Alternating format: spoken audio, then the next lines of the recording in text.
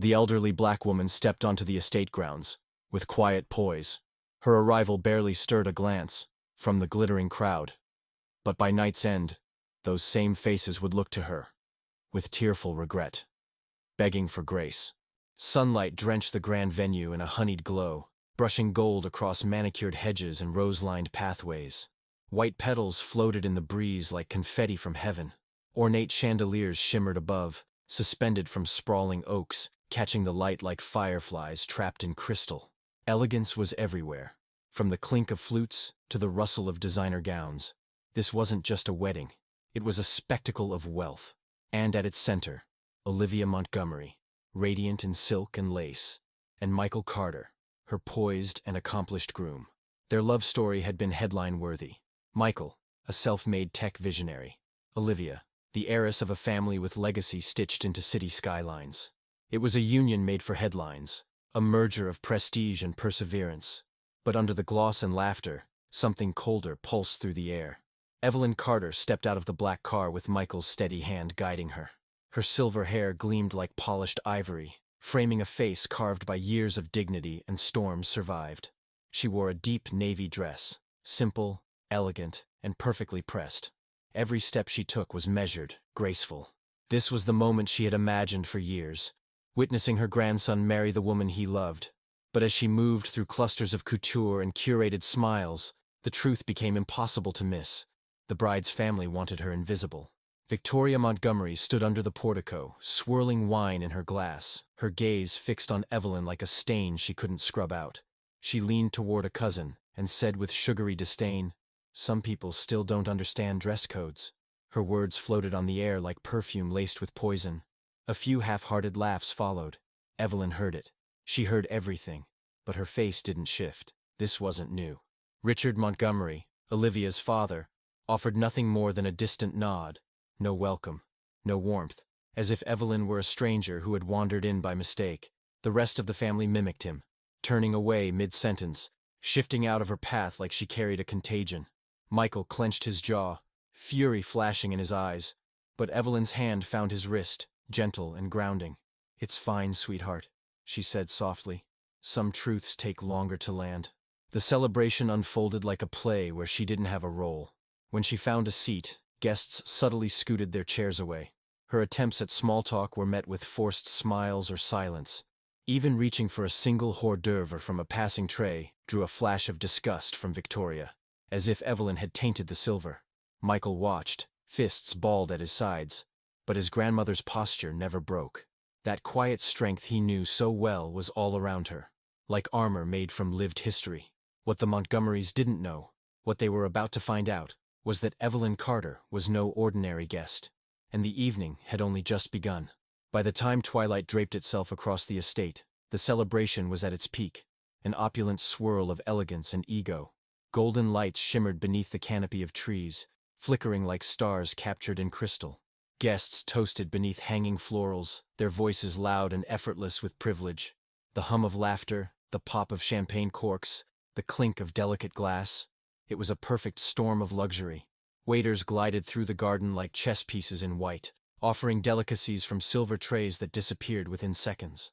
The Montgomerys drifted through the event like royalty among subjects, heads held high, drinks in hand, basking in compliments as though they were oxygen. Everywhere they turned, there were handshakes, flattery, eager nods. A federal judge, a designer with her own wing in a Manhattan museum, a billionaire tech savant in from Zurich. These names were golden tickets, and the family distributed attention accordingly, except for one guest. Evelyn Carter sat in quiet stillness at a table toward the edge of the garden, alone, but not lonely, composed, but completely disregarded.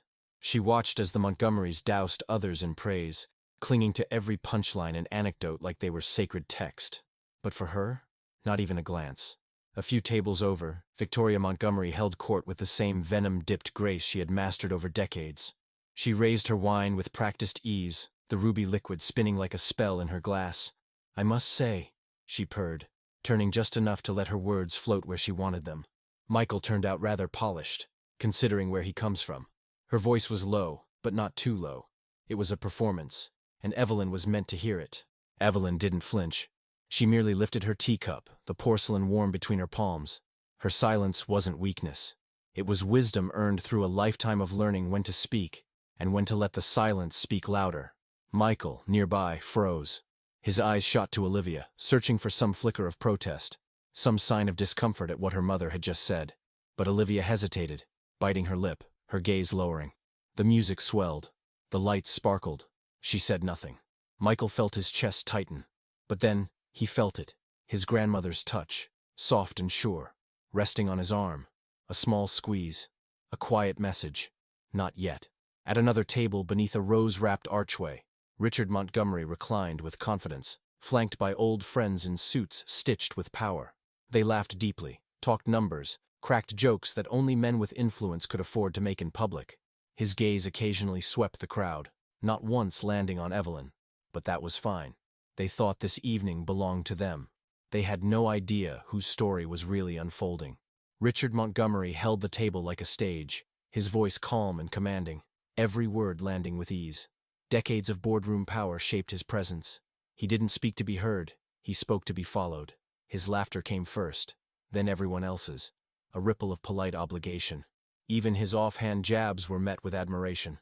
Tonight, his latest commentary, veiled in refinement, struck deeper than most. "We honor tradition," he mused, swirling the amber liquid in his crystal glass. "But some customs, well, they belong in history books. The world moves forward. We move with it." His tone was measured, but the message was not. Old ways, he implied, had no place here, unless of course they came from the Montgomery way of doing things. He wasn't simply celebrating progress. He was rewriting it in his family's image. Michael's fingers curled into fists beneath the tablecloth. His family had customs too, ones forged in struggle, not comfort. His grandmother had taught him that legacy wasn't about land or logos. It was about grit, loyalty, and the ability to stand tall in rooms built to keep you out. And here she was, just feet away, ignored by the very man whose daughter she had welcomed into her family. Richard didn't even offer a glance. But Evelyn? Steady as ever. She didn't chase their approval. Never had. What others called grace, she had earned through years of silence, sacrifice, and knowing when presence alone was louder than protest. While others postured with champagne flutes and borrowed charm, she offered something else. When a socialite grumbled about the burden of managing too many homes, Evelyn smiled gently. "Real wealth," she said, "shows up in how you treat the people with none." Another guest chuckled at the idea of starting from nothing. Evelyn's reply was quiet, but it reached farther than they realized. "You'd be amazed," she said. "How many miracles begin in places no one bothers to look." Most at the table barely heard her. Others pretended not to. But someone across the lawn did. An older gentleman sat alone, sharply dressed but understated, like wealth wrapped in humility. His eyes, clear and unblinking, tracked every moment. He watched Victoria's smirks, listened to Richard's condescension, and took note of every seat that angled itself away from Evelyn. He said nothing, but his presence was unmistakable. When Evelyn lifted her gaze and caught his eye, he nodded, just once. She returned a soft smile, as though recognizing a kindred soul. The reception danced on around them, lost in curated conversations and designer decor. The Montgomerys held court in their own world, toasting themselves and their connections. But something had shifted, and soon, everyone in the garden would learn. The woman they had overlooked wasn't just someone's grandmother. She was the story they never saw coming. As the orchestra eased into a soft waltz, the newlyweds clinked glasses, their smiles radiant under the canopy of stars. Then the music dimmed. A woman in a sleek black gown stepped onto a small raised stage, clipboard in hand and purpose in her voice. She tapped the microphone gently, her voice rising above the murmur of crystal and conversation. "Ladies and gentlemen," she announced, "we have the honor of welcoming someone truly remarkable this evening, a guest whose influence on business, humanitarian causes, and social reform spans continents. Please join me in recognizing our distinguished guest of honor." The crowd stirred like champagne fizz. Posture corrected, smiles straightened, attention sharpened. Whispers darted through the garden. The Montgomerys leaned forward, hungry with anticipation. A guest of that caliber would only boost their reputation. Who could it be?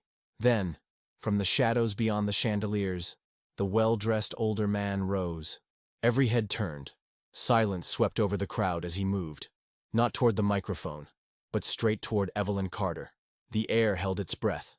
The man approached her table with quiet command, and a softness in his eyes rarely afforded to anyone at such events. And then, before the stunned crowd, he bowed his head in reverence. "Madam Carter," he said with a warmth that carried through the still air, "it's been far too long." The words struck like a bell in a cathedral.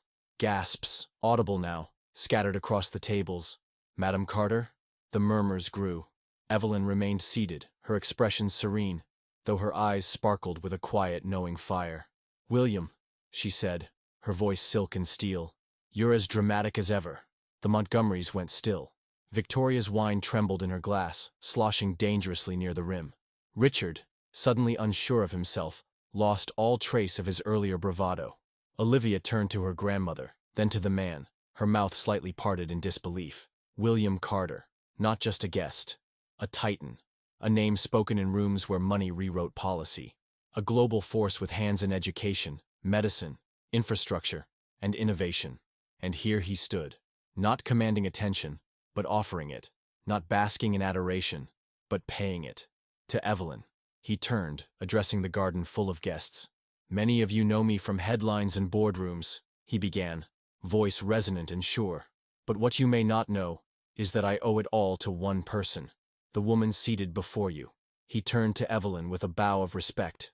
Madam Carter built her empire in a time when every door was locked against her, and still, she found a way in, not just for herself, but for thousands. She's given her life to education, to equity, to uplifting voices the world tried to silence.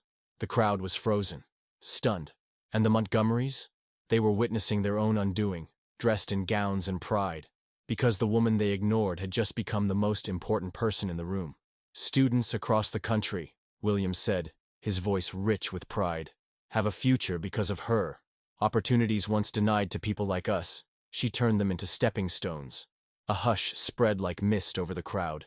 Some guests dropped their eyes, remembering how they'd shifted away from the elderly black woman earlier in the evening.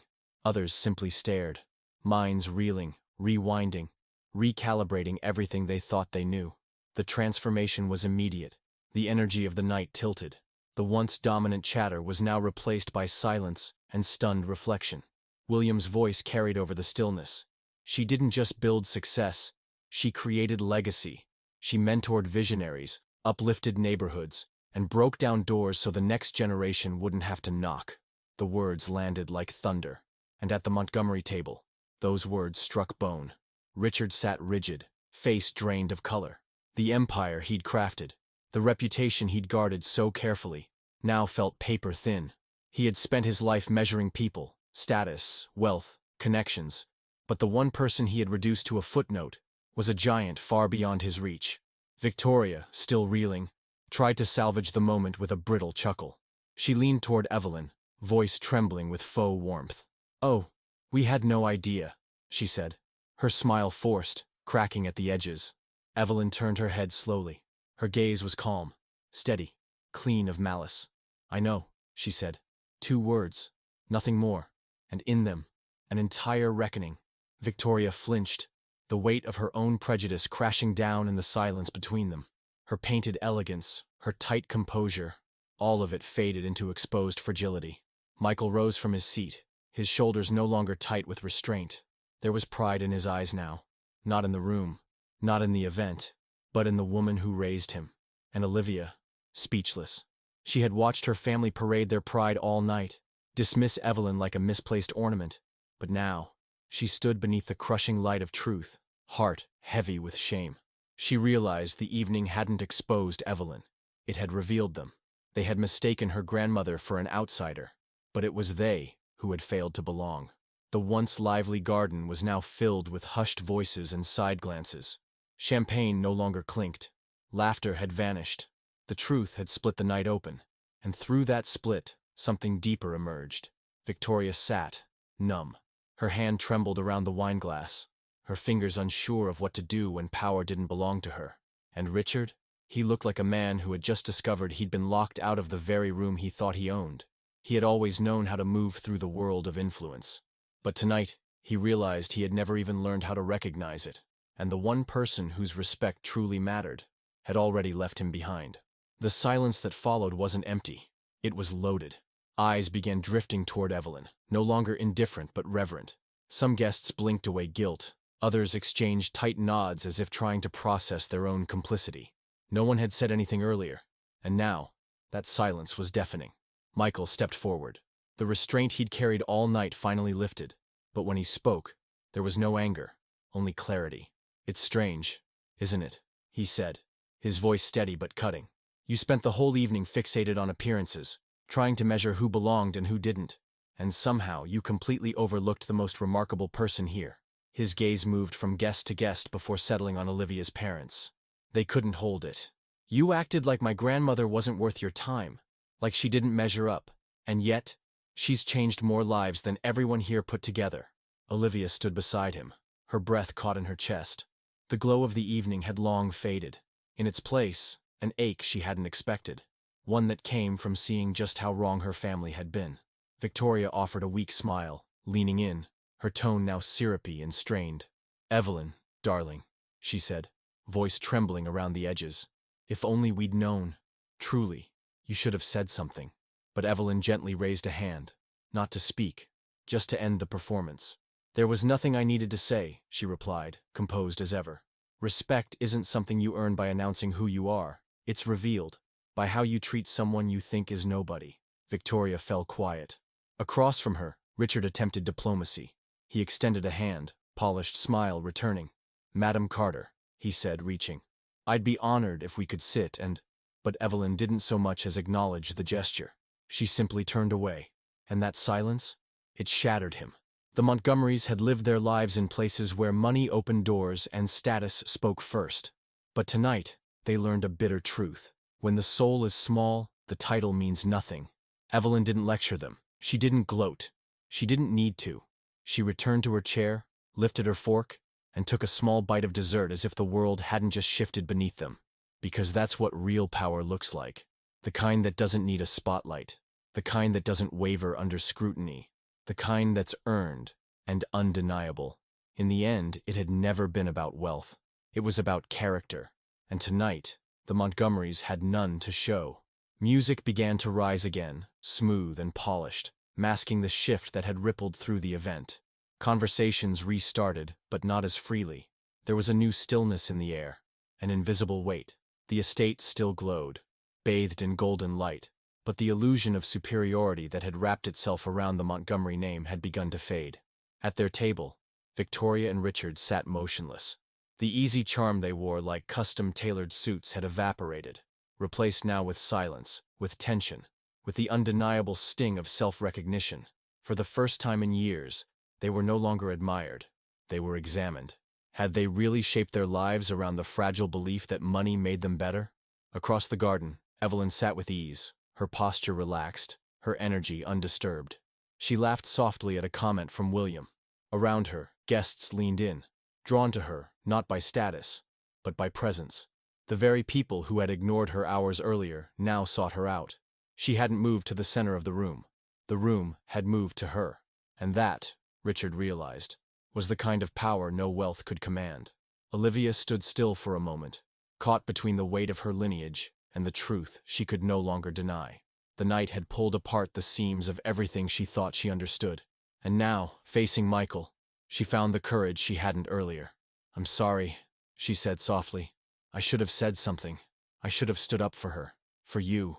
Michael held her gaze for a moment. His face was unreadable, but his hand found hers. Steady, forgiving.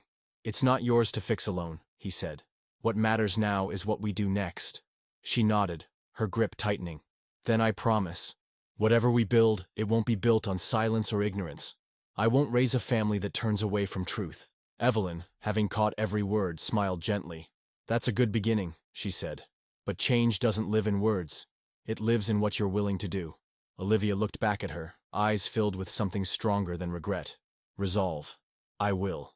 As the sun dipped low and the final hour of celebration lingered, the Montgomerys faded into the periphery. No longer the stars of the evening, they stood quietly at the edge. Smaller somehow. Diminished not by scandal, but by clarity. Whether they would grow from it was a question for tomorrow. But one thing was certain. This night would never leave them. Because respect doesn't wear designer fabric. It doesn't come with a last name. And the person you overlook today might be the one rewriting your entire world tomorrow. Because respect isn't earned through status. It's revealed through truth. And the person you once overlooked might be the very one who defines what your world becomes next.